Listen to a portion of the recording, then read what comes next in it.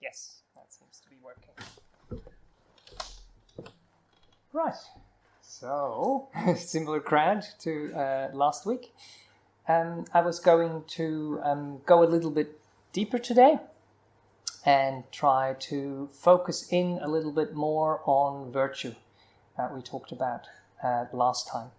But last time I also talked about wisdom and about peace and how it all kind of fits together. So I thought maybe some of us have forgotten and one person is new, I think. So we can go through it. And what always helps is to have like a little example or to something that we can kind of imagine to think about it in a good way. So developing these things and developing the path is a little bit like building. And Kusala Hermitage is actually quite famous for building. We are a new monastery and the monks there are very skilled. I'm not really a builder as such. I do help out a little bit on the building side. But they would understand the whole process quite well. So, of course, they got a piece of land in the beginning and we had a horse stable there. So the monks couldn't really go and live in the horse stable, even though, we're supposed to be very simple living monks, but it was really just one corridor with like little spaces for the horses and a little bathroom on one side. I don't think it had did it have a shower? Maybe it had, or a kitchen or anything like that. So a kitchen definitely wasn't there, and they did such a beautiful job. Anyway, so when you are building, then you actually need a bit of an idea what you want to do, and you make plans, and you have an intention, and you have an interest that you actually want to start a project. And that's basically what we talked about last time, which is the wisdom part. So you have an idea, you get inspired, and you have a motivation to actually do something. So that's the first step. And then we start to prepare the ground, to lay down the foundations. And that's what virtue is all about.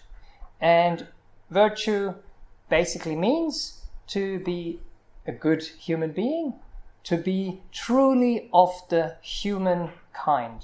So to be humane and to be kind. Because even though we are human beings and we have made it into this world as a human being in Buddhist kind of worldview, it still doesn't mean that we have to behave like a human being. We can have a mind which is not so kind or is not so humane. So we want to get as close as possible to that. And that basically means having the foundations in place. And the foundations is something which is very, very important.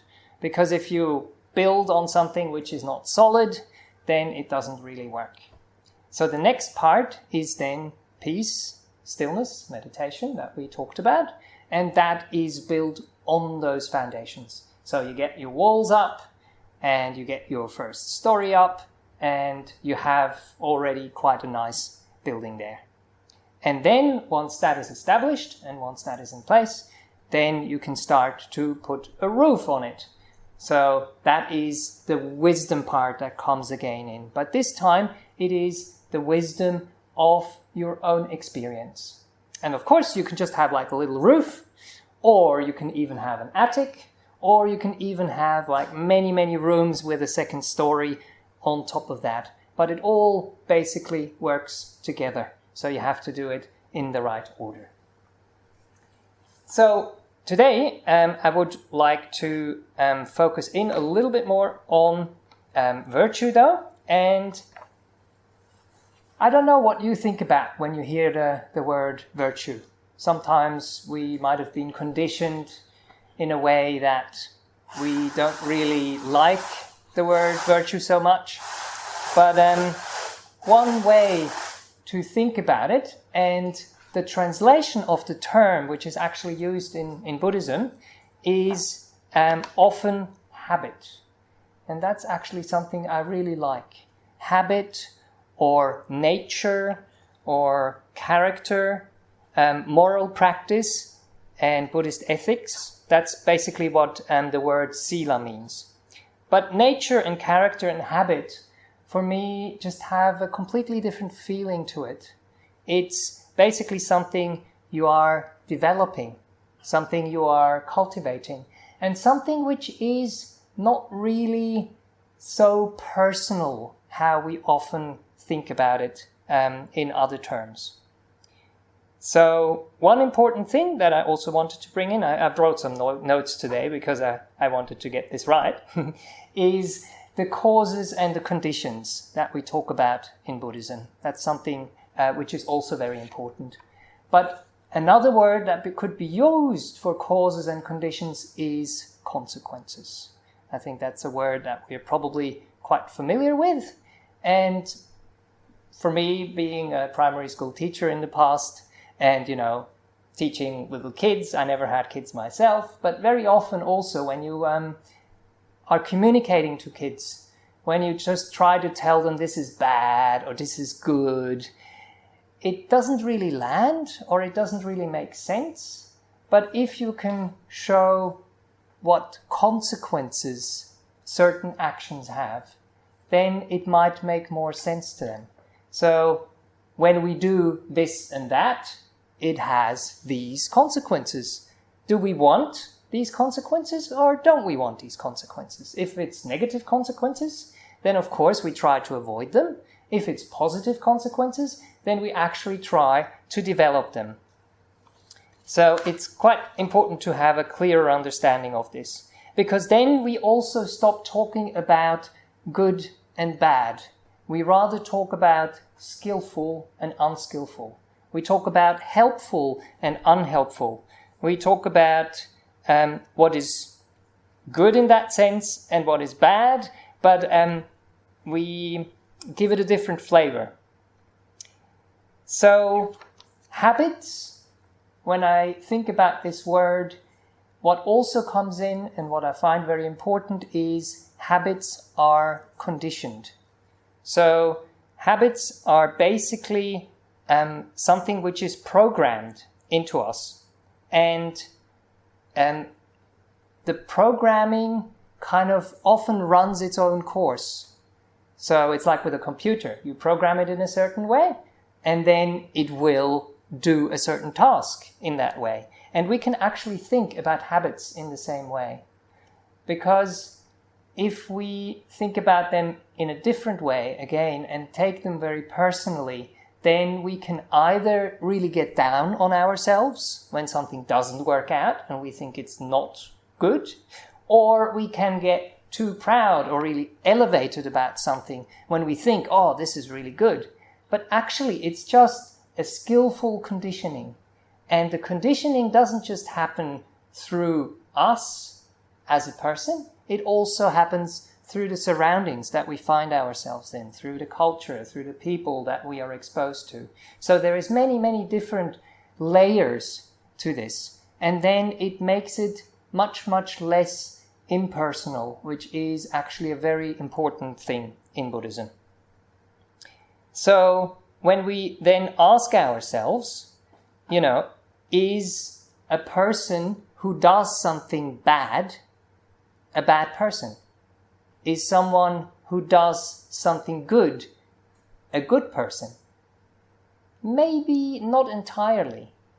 Again, if we change the word and say that person is a skillful person or it's an unskillful person, it loses a certain punch that can be quite dangerous actually if we use it in the wrong way. But I'll try to give you an example again so you can hopefully understand it a little bit better. So something which is not morally loaded and is hopefully fairly neutral is that I used to do acting in the past. It's something that I really enjoyed. And so I would have to learn my role. I would have to learn my lines. I had to condition whatever I wanted to perform into my system by repetition, by, reading the words over again, by, sometimes I would actually write down what I needed to say in symbols so I could memorize it, whatever the ways and the means are. Or you go and practice it and you are on the stage with the other people and you get the cues from when you go on stage and the other person says something, you are able and you know what to say. So that is the conditioning that happens.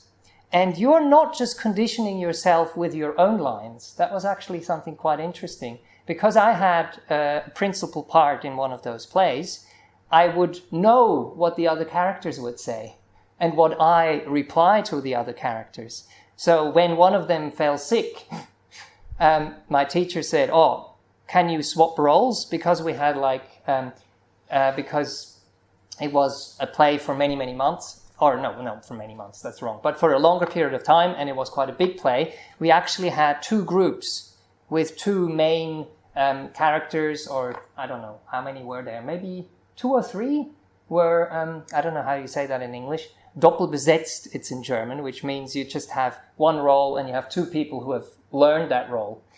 So what happened, one of them fell sick in another role, and they said, "Oh, we don't actually have anyone to replace that person."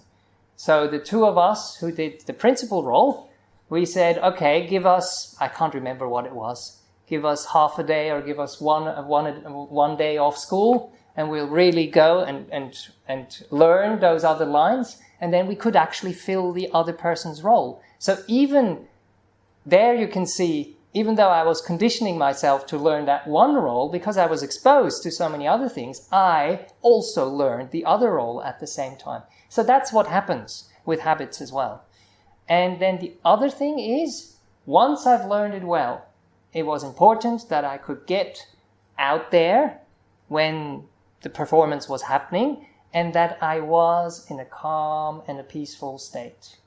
So again, conditioning and influences happen in the present moment as well. So I condition and influence myself while I'm learning, while I'm training for the role, and then I get on the stage, and usually, then I try to just forget everything and just let the conditioning take its course. You have the triggers that come up, you have the cues from the other actors, and then it just flows. And the more I would actually not have slept well or be, emotionally somehow loaded, angry or sad or whatever, then I wouldn't be able to perform whatever I have practiced as well as I would have otherwise.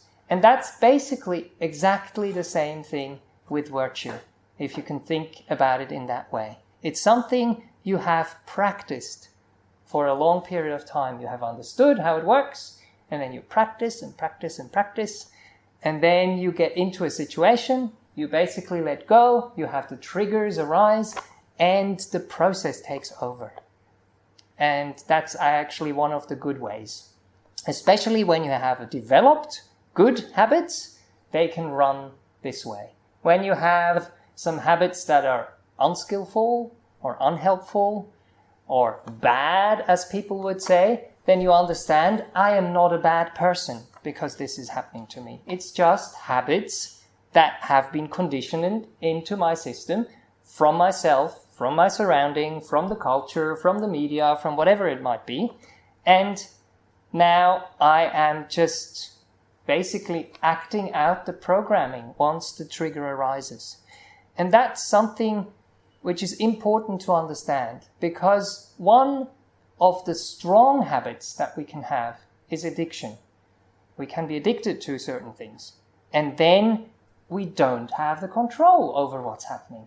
And then we start to feel bad about ourselves, and we start to think it's all my mistake and I'm a bad person and rah, rah, rah, rah, and the whole story goes in that direction. And that's not really helpful. So we understand it's conditioning. Character, habits is something which is not set in stone, and it's something which can be changed. And then sometimes we do whatever we can from the inside, but we also go and ask for help from the outside. And that's what classes like this actually also do. That you get the information, that you get the inspiration, that you have friends in your life, for example, that can support you to do the right thing. When you get into a situation when you realize, oh, I'm being triggered, there is bad habits from the past, and I don't actually want to go there, then make sure you get help. Make sure you get your friend or someone who can help you to get out of harm's way. And that's basically what we want to do with virtue. So, maybe one more example, because it's actually quite a nice one that Ajahn Brahm often uses, is Imagine a situation with a mother going shopping with her kid. And now we imagine two mothers, or say a mother with her kid and a father with her kid, or whatever it is, and they go to the shop and they're coming up to the checkout. Now, one kid tries to help, but the milk, and sometimes, I don't know if that's still the case, but they used to have those plastic kind of milk thingies so you don't have so much plastic. It's a really soft plastic. I don't think they do that anymore. It's like a bag, isn't it? And so it's trying to help, and it drops, and it makes a really big mess. And the parent, what does the parent say? It says, "You stupid kid, you dropped the milk."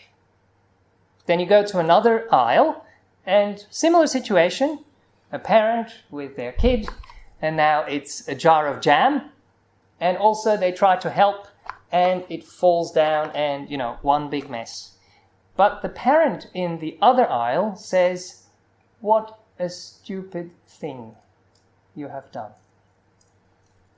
And that is that difference that I tried to explain before. They have both done the exact same thing. I mean, one is a milk and one is a jam, but the action is the same.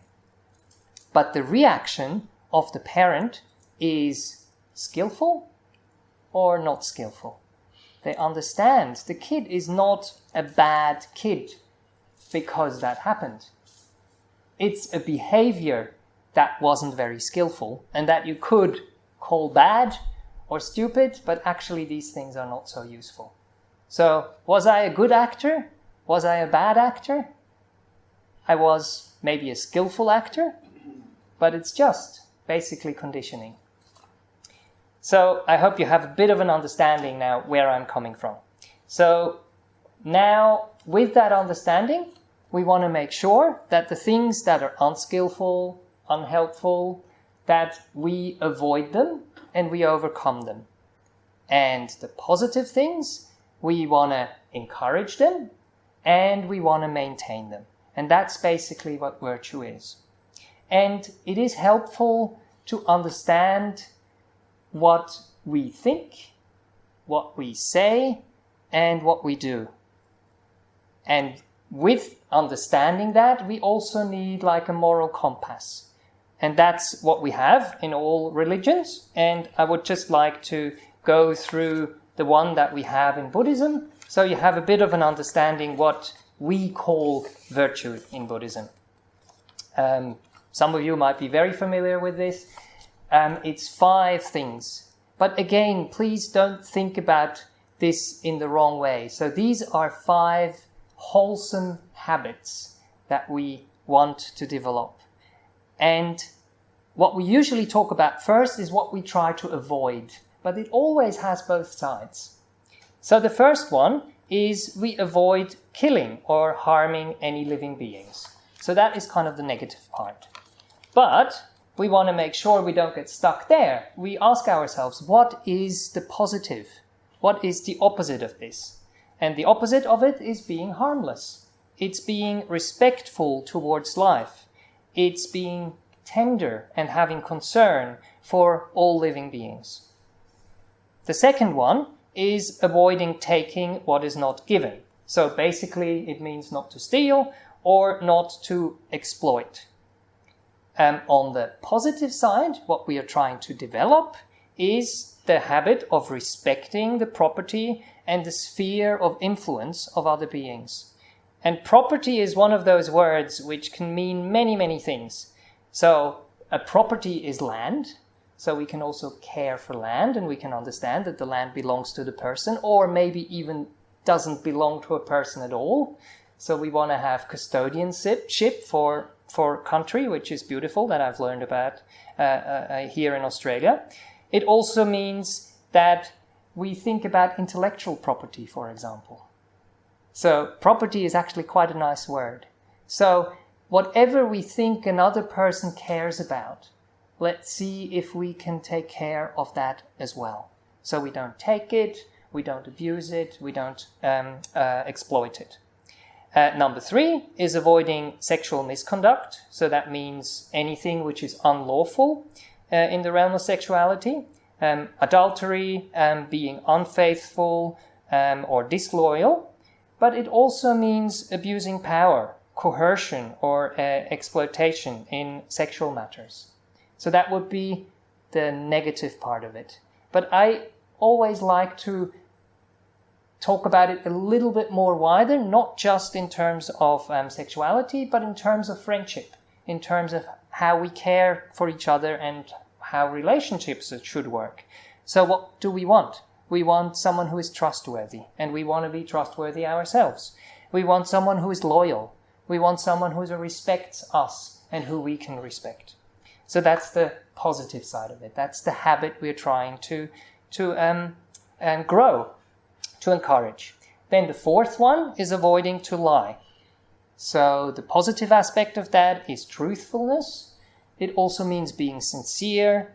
It means having integrity and being authentic.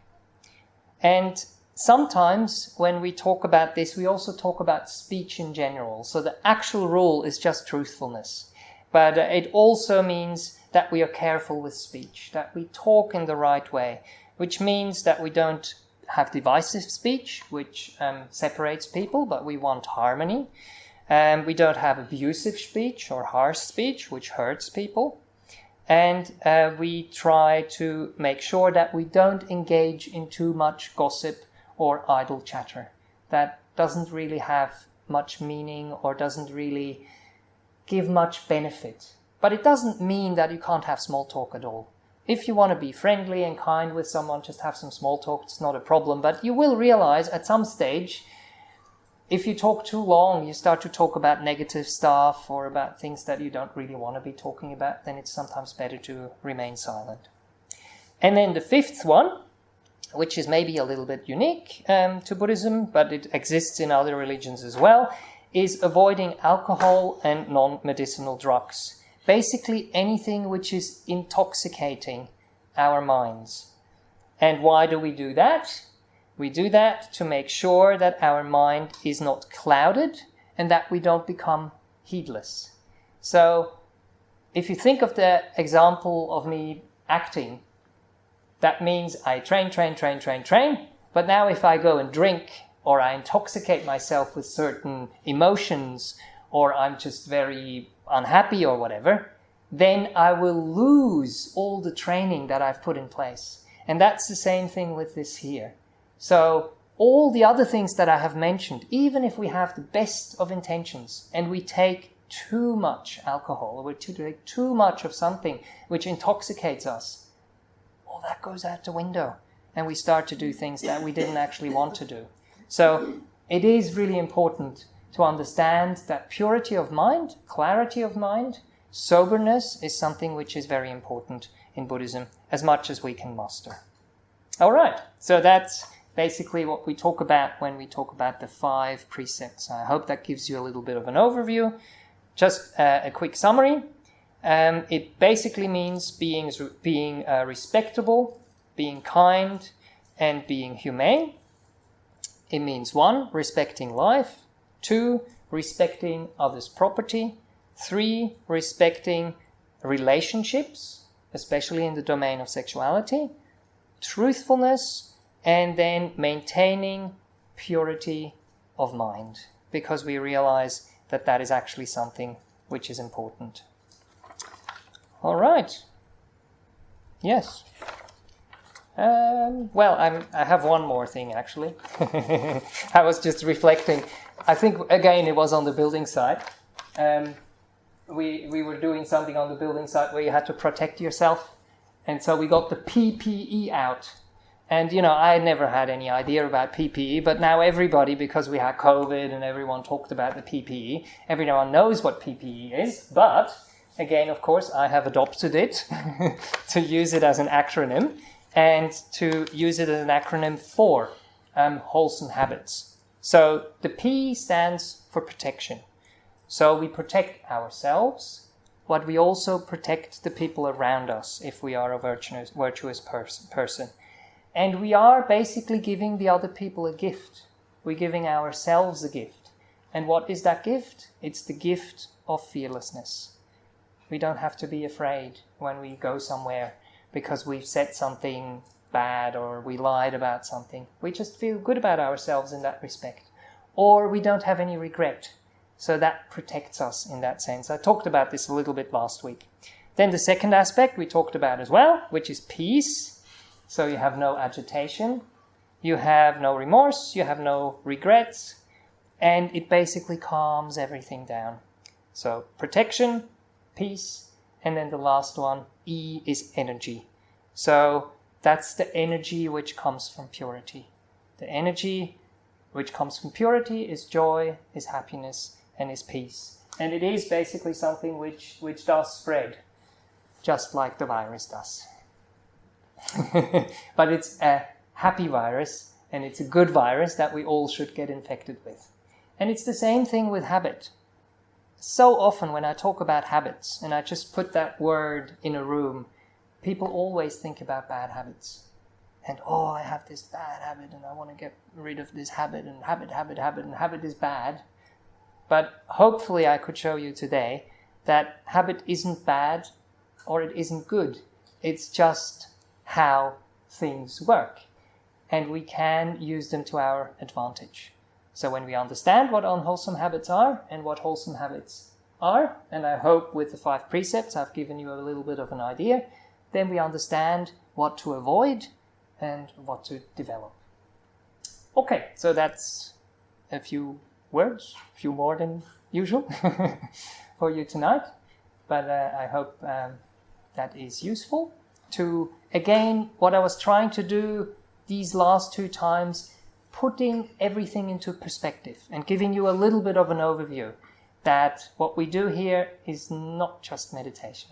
Meditation is great, it's important, it's wonderful, but we also have virtue, which is great, wonderful and beautiful, and we have wisdom, which is great, wonderful and beautiful. So we don't want to focus on one of them too strongly. All right. Is there anything I said that has triggered any questions or remarks or comments? I'll ask a question. Yes, please. Tonight. Sure, yes. In the case where we don't want to speak in a way that hurts others, yes, which is completely understandable. Yes. But sometimes we have to. All right, yes. Because if we bottle it up, we hurt ourselves. Yes. So in that case, what do we do? Right. So bottling up is not helpful. Yeah. Letting it out and hurting other people in the process is not helpful either. What do we do? So what is the alternative? The alternative is realizing what's going on. Number 1, you were hurt. Hurt usually means there is a certain boundary which has been crossed. And you don't feel okay with that. So it's important to communicate to the other person, I have a boundary here, this has happened, it hurts me, I don't want to hurt you in return because this is not useful, but I want to let you know that this behavior is something which is difficult for me and which in turn will have consequences. If you carry on saying these things to me, I will distance myself. Do you want that? So things like that. But one other important thing is very often if we're hurt, we very quickly go into anger or blaming or being outwards rather than focusing inwards and going, what has happened? Why am I hurt? Where is the boundary crossed? Ouch, this hurts. Can I actually be kind to myself? It feels good when we're angry with other people and we tell them what they did wrong, but we don't take care of our own hurt. And we create more hurt outside. So it's something that we practice over time. Sometimes it's good to walk away. Think about it, talk to someone, go like, look, this has happened to me, and they might give you some advice. And then you can approach the person at a timely manner, so in a way when it's not so heated. So usually when someone says something harsh or something unkind, they're not in the best place themselves. And then we get hurt, And we might hurt back, and then it just goes ping pong, ping pong, ping pong, and we just, it escalates. And that's not really helpful. So we maybe get out of the situation. Maybe if the person actually cares about us and is a bit sensitive, they might actually come to us afterwards and say like, oh, sorry, I'm aware something has happened. Because if we react straight away, then they don't have time to reflect on what they said and what the effect might have been. So there's so many things that we can do. And then we can maybe wait, come back at another situation or another time when we are calm, when the other person is calm, and we say, is it possible that I can talk to you about something that has happened 2 days ago that bothers me? And then they can say, oh yeah, fine. So you have their invitation, you know they're in the right place, and then you have to make sure you are in the right place. So you talk about your own feelings, you talk about your own hurt, you talk about what your needs are and what you're hoping for the relationship, and something positive without attacking the person, and then there is a chance that you can actually resolve it. But not all problems and not all things like this can be resolved. So sometimes you have to protect yourself, sometimes you have to distance yourself, sometimes you have to draw boundaries and basically say what the consequences are. I hope that makes sense. Makes sense. But now, it's trying. That's the thing. But it happens. Speech is one of the most difficult one of those 5. When you ask people, which one have you most trouble with? They would probably say it's number 4. Not the lying as such, but the right speech and the wrong speech. Okay, great. All right, so we usually meditate. Might be a little bit of a shorter meditation today, but that's okay. Have you meditated before? Yes. Great, okay, cool. So, then we probably all know what's coming next. So I invite you to find a comfortable position.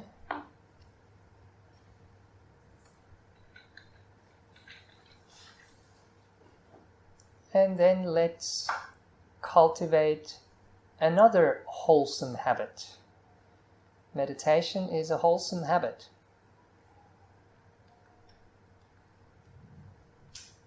It's learning to relate to whatever arises with kindness, with understanding, with a little bit of space, so we don't get so caught up in it. With calm and with clarity.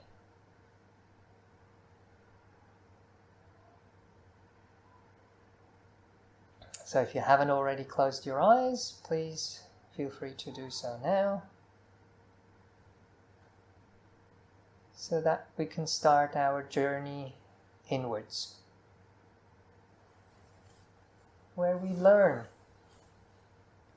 to get in touch with our bodies,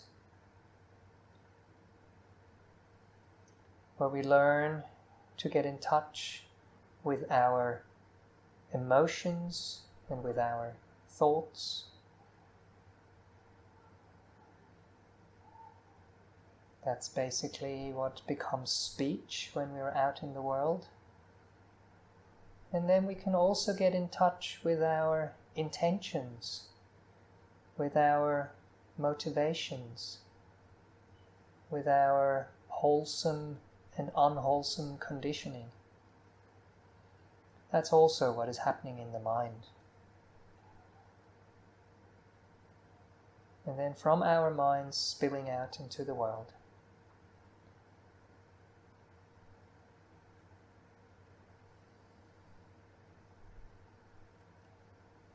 Okay, but let's spend a bit of time with our bodies first of all.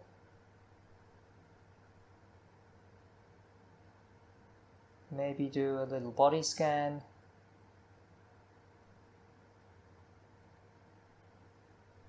And what I really like to do is a body scan which I call the slow motion shower.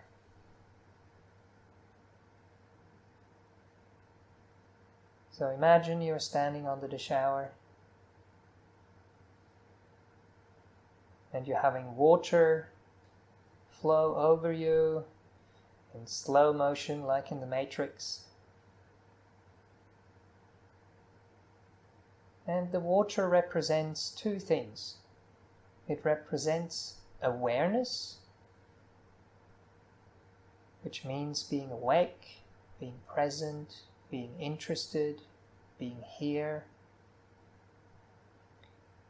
And it also represents all the teachings you have received before. It represents wisdom. It represents kindness.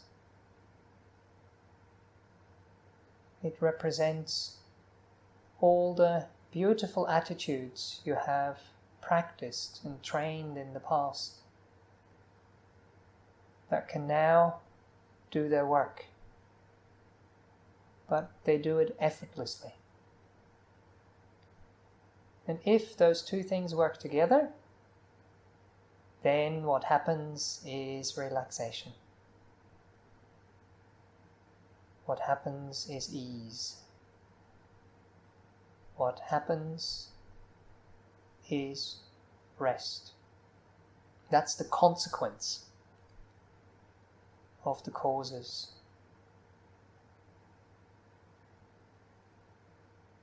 So let the water touch your head.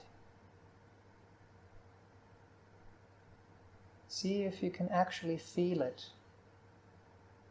Feel its warmth. Feel its kindness. Feel its wetness. Moving over your skull. On the back. On the sides, over your hair, on your skull, on your ears.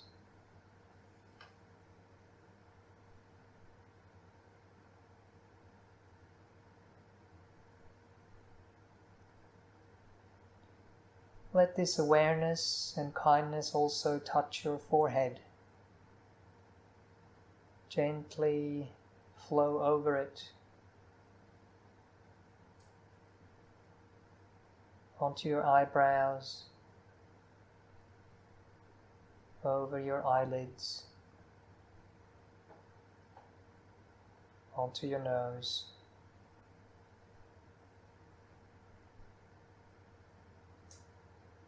the lips, the cheeks, the chin, the jaw,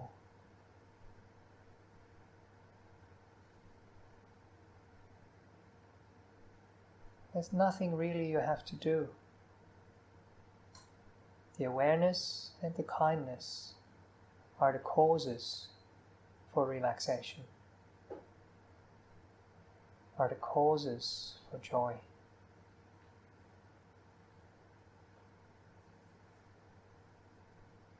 And then you can feel the water flowing over the back of your head and into the neck area.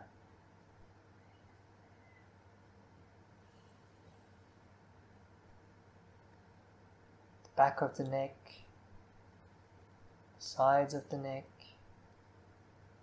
the front, the throat.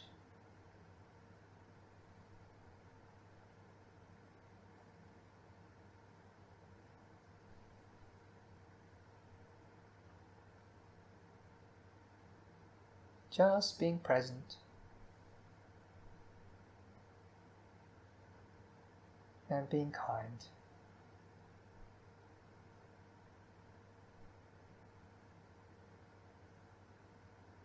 Caring and allowing everything to relax.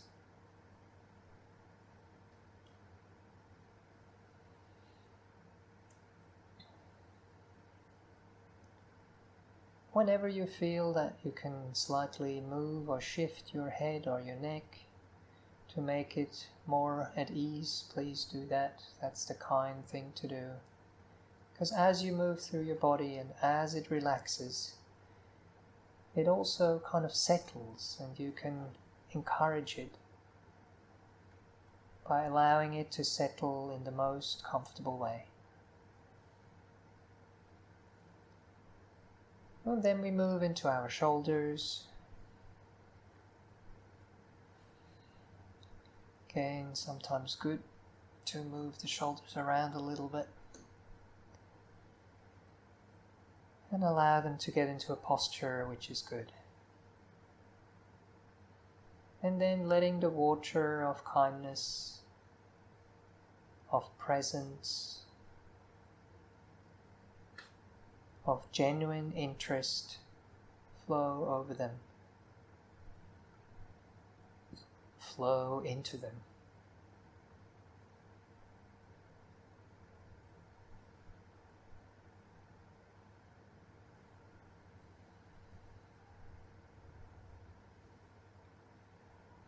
And then from there into your arms, down your arms.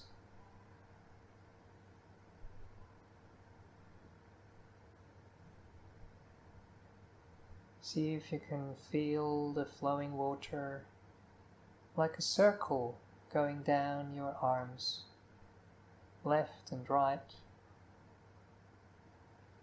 relaxing them, warming them.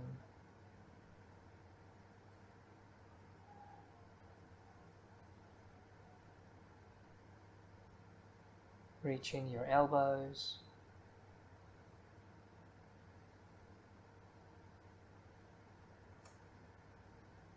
flowing over your lower arms,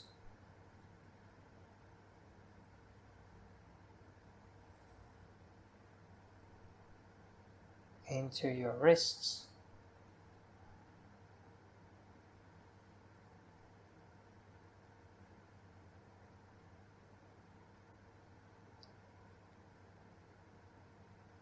and then into your hands, palms, backs, fingers. And again, I invite you here to ask your hands if they are in the right position. And if you feel they're not, please feel free to move them, to adjust them, to have them in a position where they can rest. There's no pressure.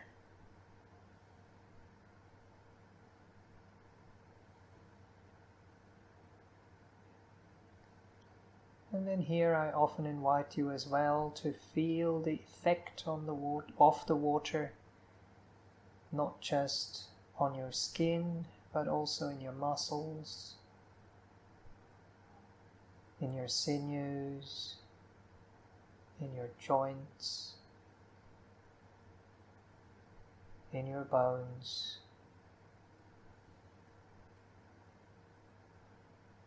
Allow them to soak in awareness and in care.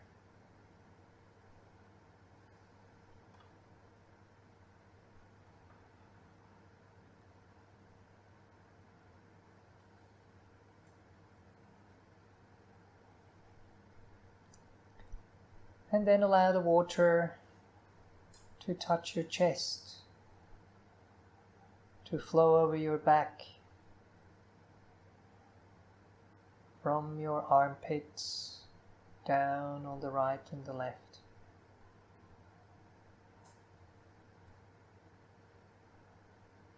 Leaving no area untouched by kindness, by acceptance, by ease.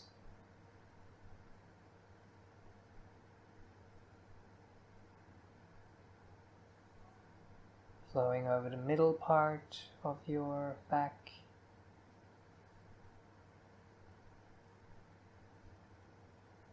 the belly,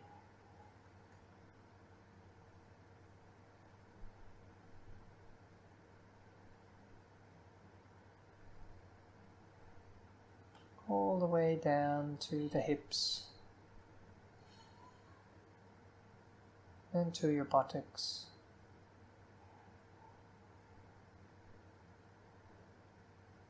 Just as I mentioned buttocks, they just relaxed all by themselves.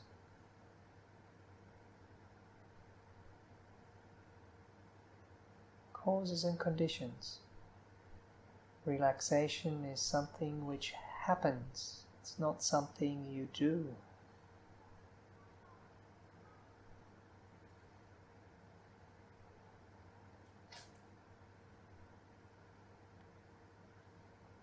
And then again here, allow the warmth, allow the openness of awareness to also touch all the muscles in your torso, in your belly, in your pelvis.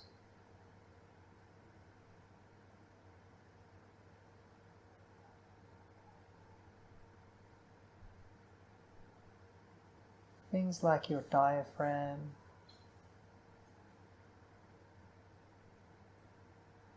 all the little muscles between your ribs. Let them be loose and relaxed, warm and tender.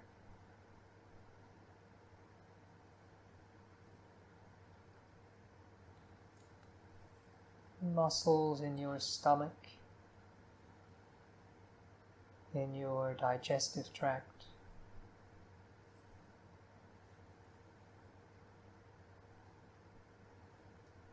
Let them relax.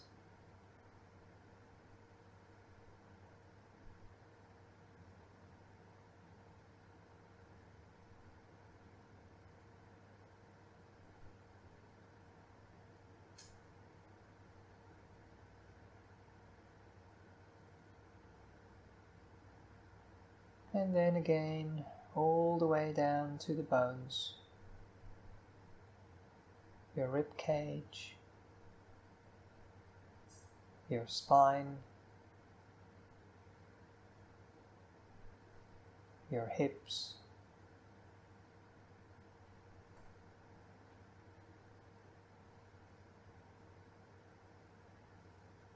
and then let the warm, kind water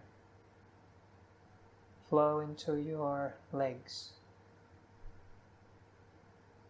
the thighs, all around.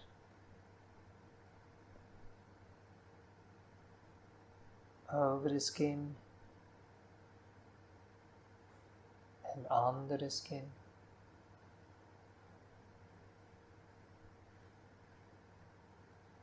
Let it soak into your muscles,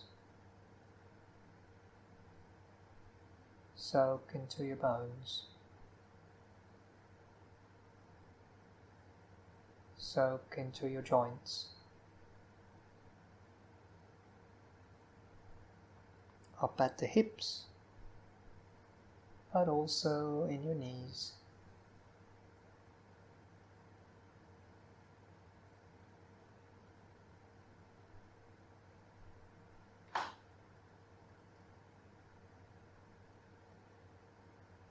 And then you can let the water flow into your lower parts of your legs.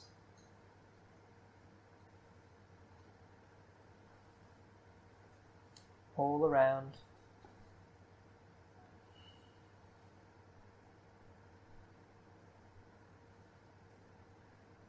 The outside in.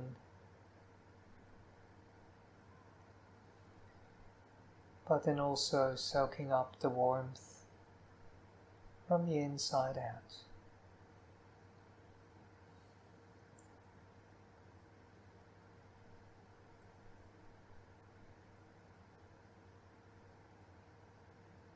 Moving towards your ankles,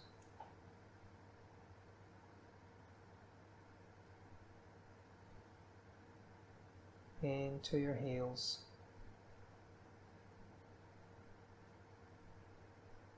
into your feet.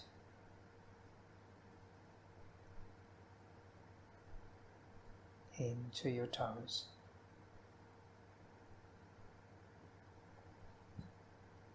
Again, letting no area be untouched by the openness and acceptance of awareness and the kindness and warmth of wisdom.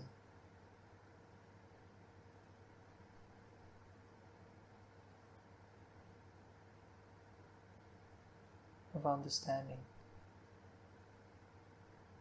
of care.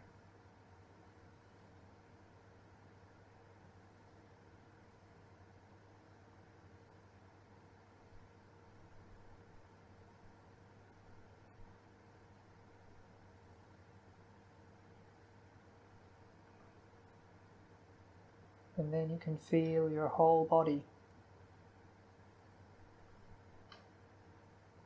Just when you come out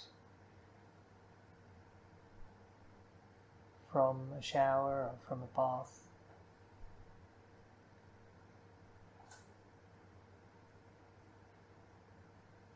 you can feel your whole body glow.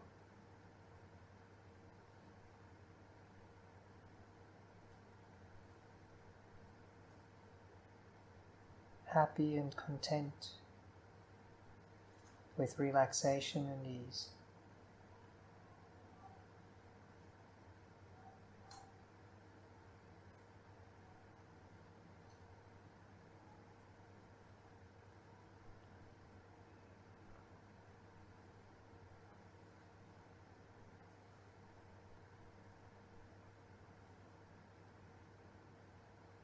And when the body is just so nice, relaxed and calm,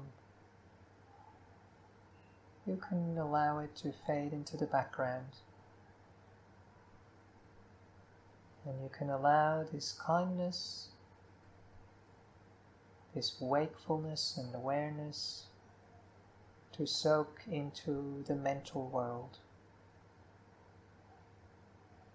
into the realm of the mind.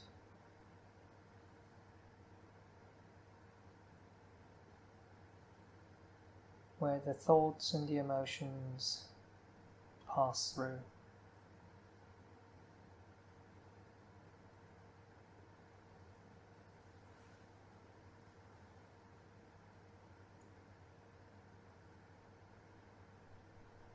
See if you can fill this space where they move through with kindness and care. With spaciousness,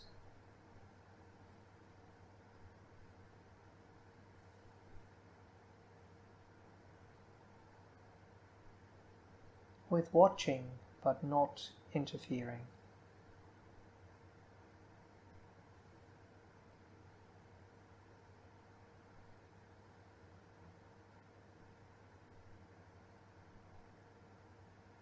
Allowing the waves of the thoughts and emotions to become less and less.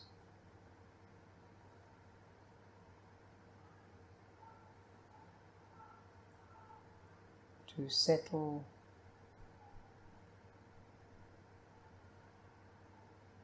to relax.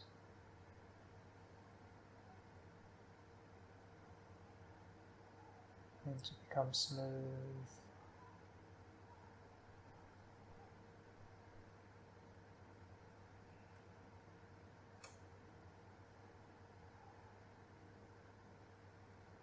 Let's just rest here for 2 minutes or so.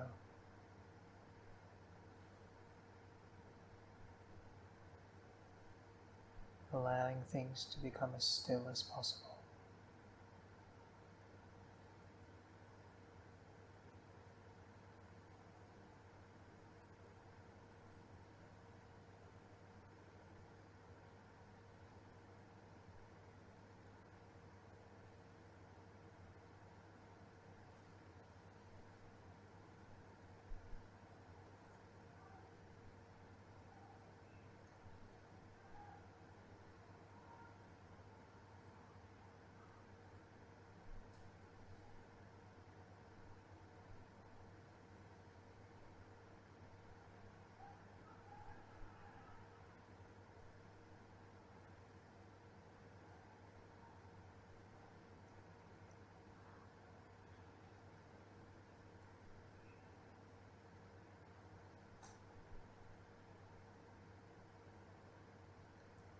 thoughts and emotions are like an echo in the background.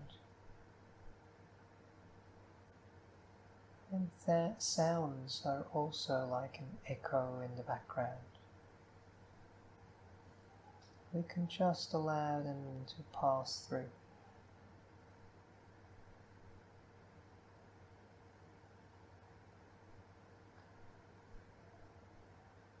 Without disturbing the stillness and the peace.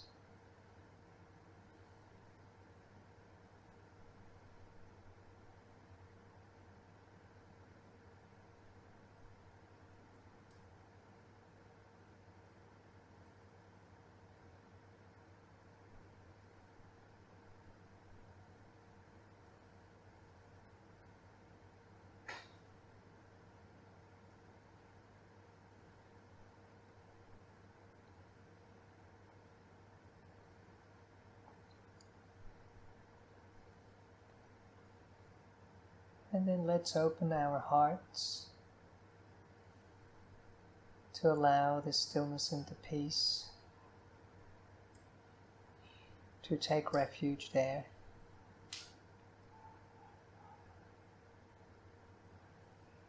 As we start to come back to our bodies,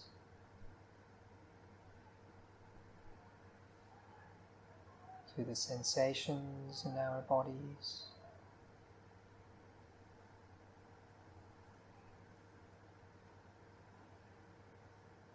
to the sounds on the outside,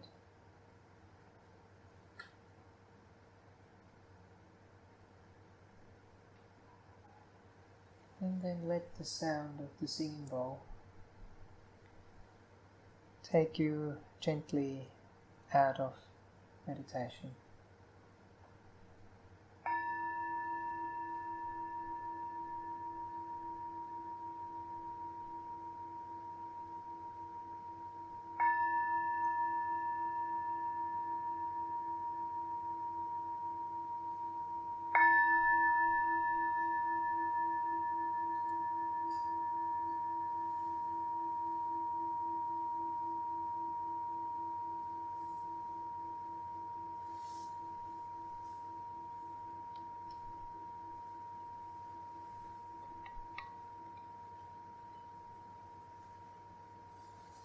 Another nice habit that you might want to encourage is to just have a little smile when you open your eyes.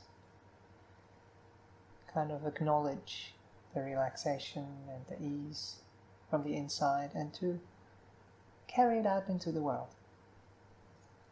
It will happen naturally anyway, but it's a nice thing to remember.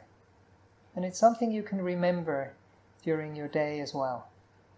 If you get into a difficult situation like the one you have described, instead of feeling hurt and going outside, just going inside.